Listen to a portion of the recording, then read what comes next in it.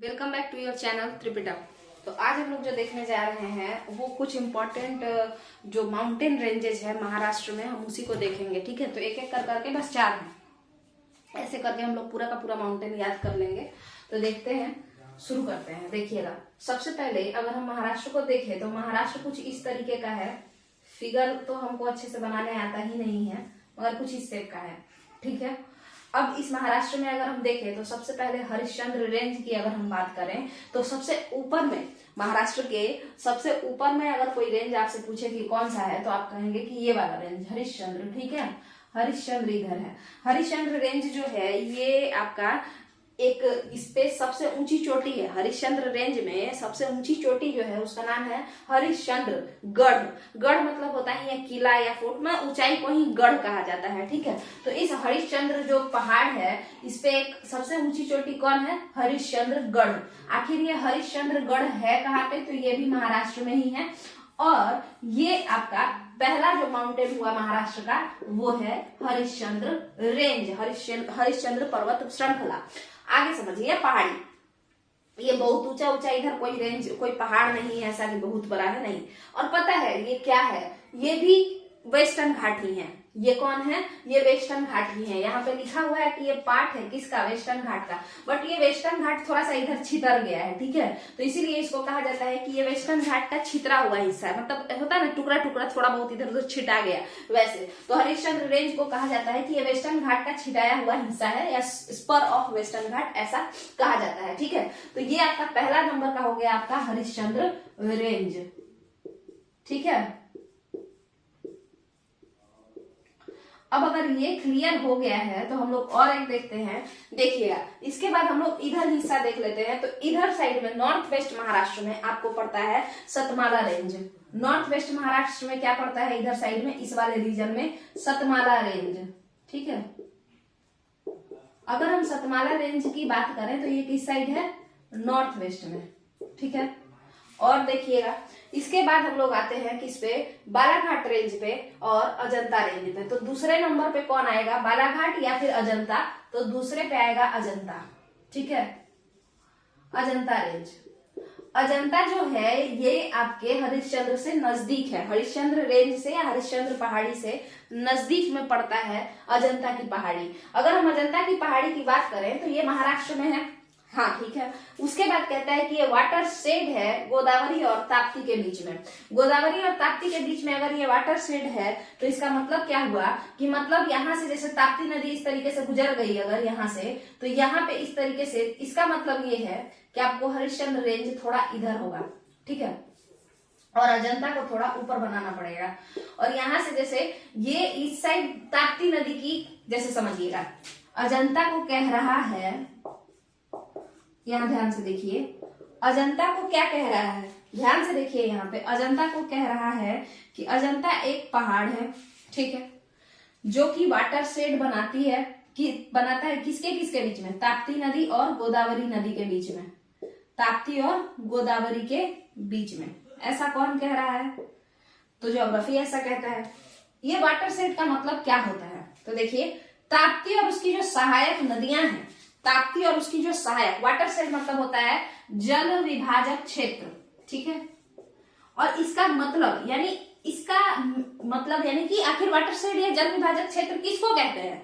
तो इसका ये मतलब है कि जो आपका अजंता है, अजंता की पहाड़ी है, इसके ऊपर, अजंता की पहाड़ी के ऊपर जो एरिया है, जो जल का जो एरिया है ना, माने जहां वाटर बॉडीज हैं, यानी अजंता के पहाड़ी के ऊपर ताप्ती और उसकी शाखाएं बहती हैं।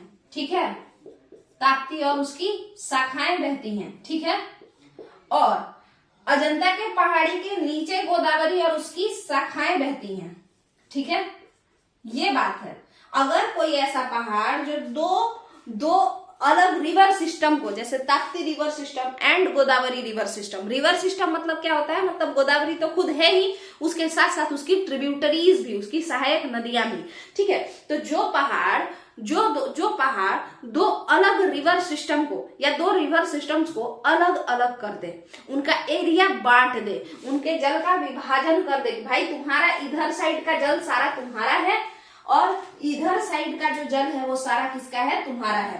तो नीचे, अजंता के नीचे का जो एरिया है यानी कि महाराष्ट्र का पोर्शन वो किसका है, तो गोदावरी का है और उसकी सहायक नदियों का है। तो और अजंता के ऊपर का जो एरिया है वो किसका है, तो ये रीजन ताप्ती और उसकी सहायक नदियों का है। अब इस पे एक क्वेश्चन मेरे पास है आपके लिए, ये बताइए कि गोदावरी की एक नदी है, गोदावरी की नदी माने गोदावरी की सहायक नदी जिसका नाम है पेनगंगा। ऐसे तो गोदावरी की कई सारी नदियां हैं, पेनगंगा है, उसके साथ साथ वेनगंगा भी है, प्रवरा भी है, कई सारी नदियां हैं, बट यहाँ पे पेनगंगा की बात हो रही है। तो पेनगंगा के बारे में अगर कोई कहता है कि पेनगंगा जो है वो गोदावरी की सहायक नदी है, तो आप बताइए कि गोदावरी की सहायक नदी अजंता के, ये अजंता से निकलती है।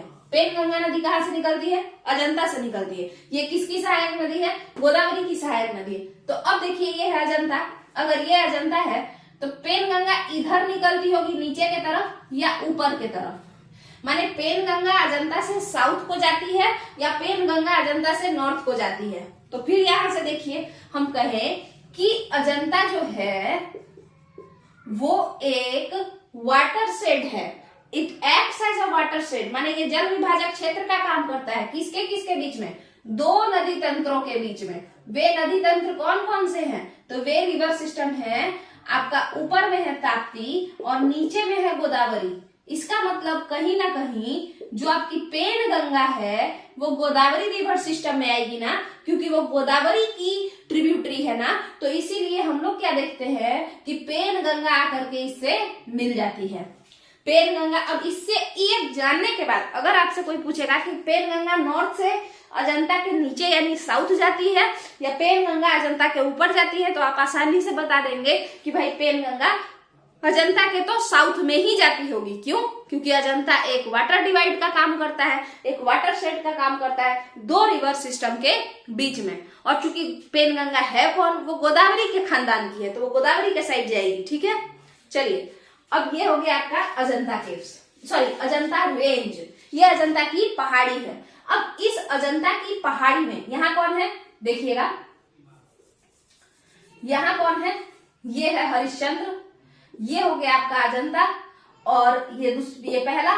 और इधर साइड में कौन है, तो ये देखिए यहाँ पे सतमाला है, ये कौन है, सतमाला है, ये हिस्सा सतमाला है, ये है हरिश्चंद्र जो कि महाराष्ट्र में ही है, और ये है इधर कर दीजिए अजंता। ठीक है, तो तीन लोग तो ऐसे ही हो गए, क्लियर है, तीन लोग ऐसे ही हो गए, यहां तक कागज क्लियर है। और आपको पता है अहमदनगर, अहमदनगर जो सिटी है, ये सिटी इंपॉर्टेंट है मुगल एस्पेक्ट। अगर हम लोग जब मुगलों के बारे में पढ़ते हैं और खास करके औरंगजेब का जो डेक्कन इन्वेजन है या डेक्कन पे बार बार जो अटैक है ना, उसका जो औरंगजेब का डेक्कन पॉलिसी, तो वो उसमें अहमदनगर का बड़ा इंपॉर्टेंट रोल है, अहमदनगर का उसमें बड़ा इंपॉर्टेंट रोल है। बार बार औरंगजेब जो है अहमदनगर जाता था, फिर लड़ाई झगड़ा होता था, फिर वो वापस आता था, फिर लड़ाई झगड़ा। अब अपने लास्ट के दिनों में तो औरंगजेब चला भी गया था, कुछ दिन वहां रहा भी था, लंबे समय तक औरंगजेब अहमदनगर में रहा है।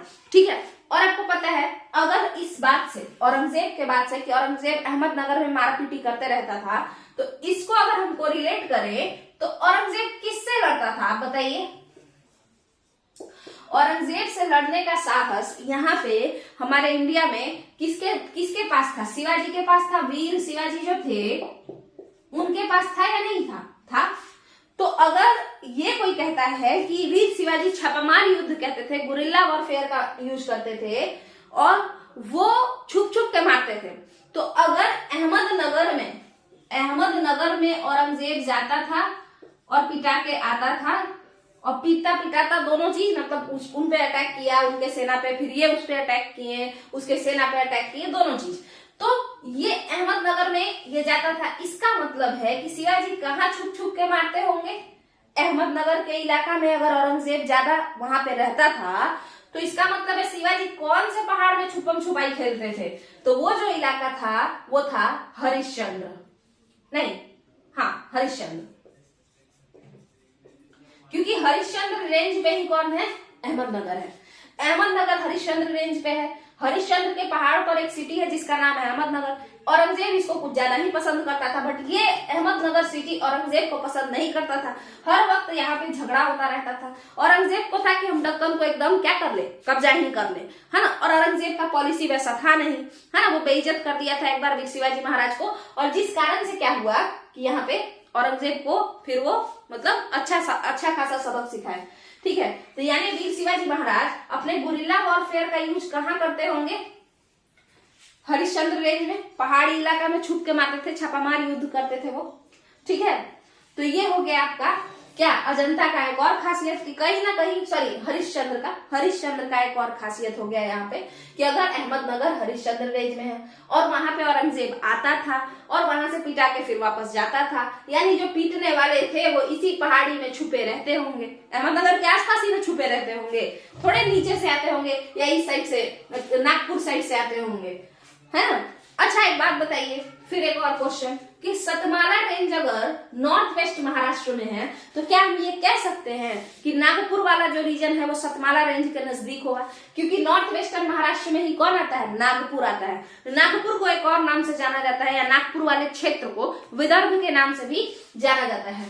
इस सतमाला रेंज वाले क्षेत्र को एक और नाम से जाना जाता है विदर्भ, ठीक है। तो यहां तक का क्लियर है।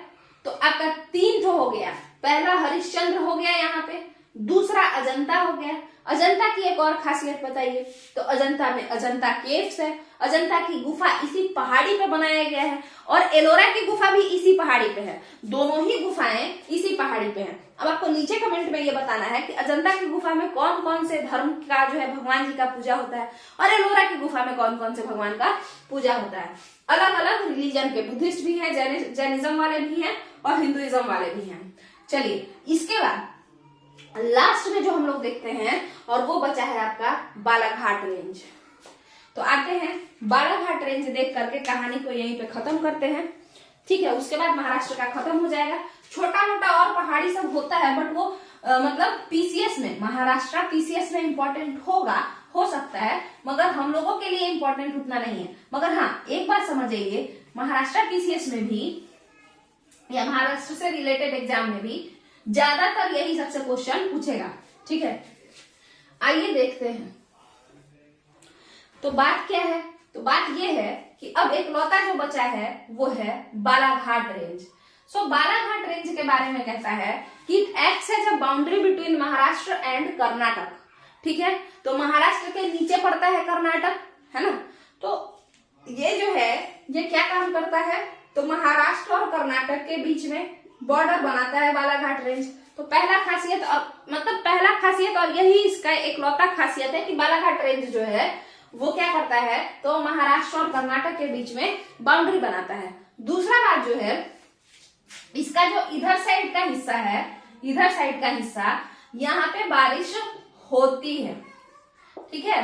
अब बारिश होती है तो क्या होता होगा? अच्छा खासा फसल ये सब होता होगा, वेजिटेशन बढ़िया होगा, टूरिज्म के लिए ये बड़ा बढ़िया होगा, देखने में बड़ा अच्छा लगता होगा। यहाँ तक का क्लियर है। मगर इस साइड में बारिश नहीं होती है, तो ये जो है कैसा इलाका होगा? बंजर इलाका होगा, है ना, मतलब फालतू इलाका होगा इधर साइड वाला बालाघाट रेंज का ये हिस्सा। अब ये हिस्सा कौन सा हिस्सा है और ये हिस्सा कौन सा हिस्सा है? तो ये देख लीजिए, ये नॉर्थ है, ये साउथ है, तो इधर क्या हो जाएगा? ईस्ट, और इधर वेस्ट। तो बालाघाट रेंज का कौन सा हिस्सा घूमने जाने लायक है? पश्चिमी हिस्सा घूमने जाने लायक है, जबकि बालाघाट रेंज का पूर्वी हिस्सा घूमने जाने लायक नहीं है। और ये लाइन क्या है? तो ये महाराष्ट्र और कर्नाटक के बीच में बॉर्डर खेलता है। कौन? बालाघाट। तो ब से बालाघाट क्या बनाता है? ब से बॉर्डर बनाता है।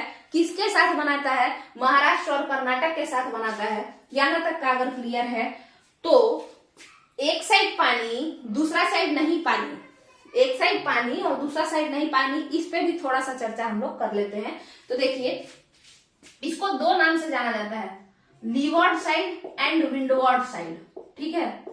लीवॉर्ड साइड ये पहला बात, और दूसरा विंडवर्ड साइड। देखिए किसी पहाड़ में ऊंचाई ये सबके कारण, इधर बहुत सारा पहाड़ है ना अगल बगल, ये वेस्टर्न घाट चला जाएगा, ये है अजंता, उसके बाद ये हरिश्चंद्र, सतमाला, तो इन पहाड़ियों के ही कारण से कुछ ऐसा क्लाइमेटिक पैटर्न बन जाता है कि जो बारिश है ना वो हर साइड नहीं पहुंच पाता है। ठीक है, जैसे बारिश हुआ ना तो कुछ हिस्सा जो है उधर वाला हिस्सा ऊंचा पड़ जाता है, और ऊंचा पड़ने के मान के चलिए एक एग्जांपल से हमको कोई इधर से पाइप से मार रहा है, पानी फेंक रहा है, बहुत तेज नहीं है, पानी फेंक रहा है, तो मेरा इधर साइड वाला हिस्सा तो भीगेगा बट पीछे का भीगेगा नहीं भीगेगा। बट ऐसा क्यों मेरा पीछे का हिस्सा नहीं भीग रहा है? तो कारण ये है कि हम पैरेलल किसके खड़े हैं, मतलब ये तो परपेंडिकुलर हो जाएगा जो पाइप आएगा मेरे, है ना, तो परपेंडिकुलर किसके खड़े हैं, तो पाइप के, वो जो पानी का सोर्स है उसके। तो पीछे वाला हिस्सा तो छुप गया ना, इस वजह से पीछे पानी गया ही नहीं, तो उधर साइड बारिश या उधर साइड भीगेगा ही नहीं। तो यहाँ भी यही सब कारण है, कोई ऊंचा खड़ा होने की वजह से उधर का पानी आता ही नहीं है। कई सारे पहाड़ हैं, तो पहाड़ जो है वो ऊंचा इतना ज्यादा है ना कि इधर साइड पानी नहीं पहुंच पाता है, इधर बालाघाट रेंज के। तो और सुनिए इस कहानी को।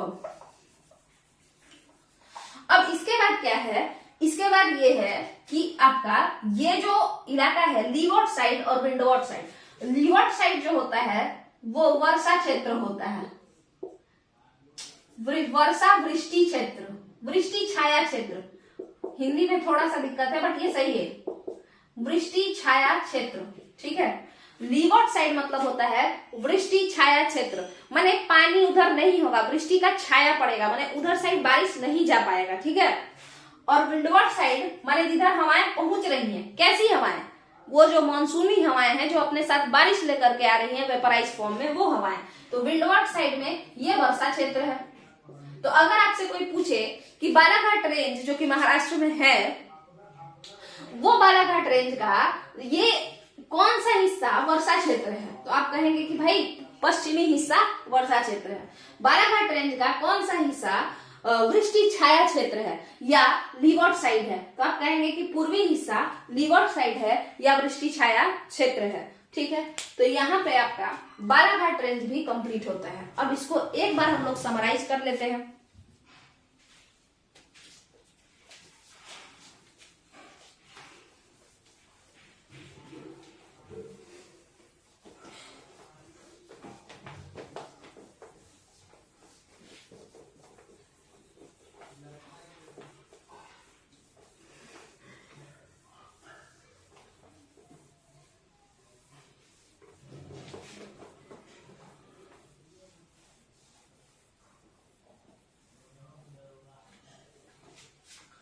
अगर आप लोगों को वीडियो समझ में आ रहा हो तो वीडियो को लाइक कीजिएगा, और थोड़ा सा इसको मिटाने में समय लगता ही है तो उसको हम लोग देख लेते हैं। ठीक है, अब एक बार बस लास्ट यहाँ पे हम लोग देख लेते हैं कि क्या क्या है, बाकी तो इधर उधर से हम लोग घूम ही लिए जिसका जो बात था। देखिए यहाँ पे ये अगर महाराष्ट्र है, इस तरीके से अगर महाराष्ट्र है तो इधर आपका कौन है, सतमाला।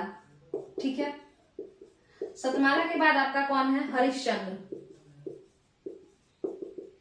हरिश्चंद्र थोड़ा और ऊपर में बना लीजिए तो ज्यादा बेटर है, यहाँ है हरिश्चंद्र। ठीक है, इसके बाद आपका यहाँ पे हम लोग क्या देखते हैं, तो ये आपका अजंता। अजंता जो है एक वाटर शेड का काम करती है गोदावरी और ताप्ती के लिए, यानी गोदावरी का पूरा जो भाई बहन है और गोदावरी है वो सब नीचे और ताप्ती का खानदान ऊपर, यही वाटर शेड होता है।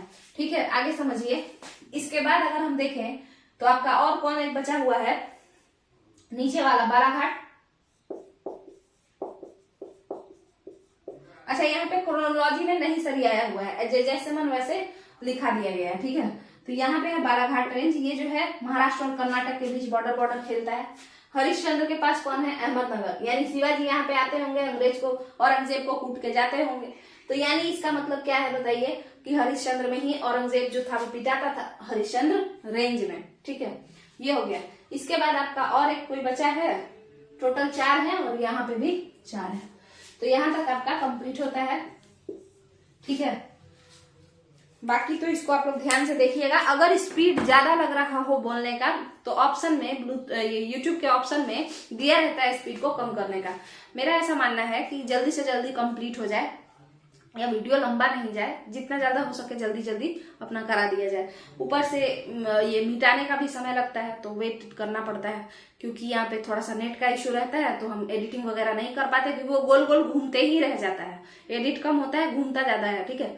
तो इसीलिए उसके लिए पहले ही से सॉरी। आप लोग देखिए, जहां पे भी इस तरीके से जैसे मिटा रहे हो तो उसको बढ़ा लिया कीजिए, और अगर फास्ट लगता हो तो अपने से कम कर लिया कीजिए। यूट्यूब में तो बहुत सारा ऑप्शन ऐसे भी दिया रहता है। और अगर पसंद आए वीडियो तो चैनल को सब्सक्राइब कीजिए, थोड़ा चैनल को ग्रोथ दीजिए, क्योंकि यूट्यूब बहुत ही कम भेज रहा है, कम लोगों को भेज रहा है अभी।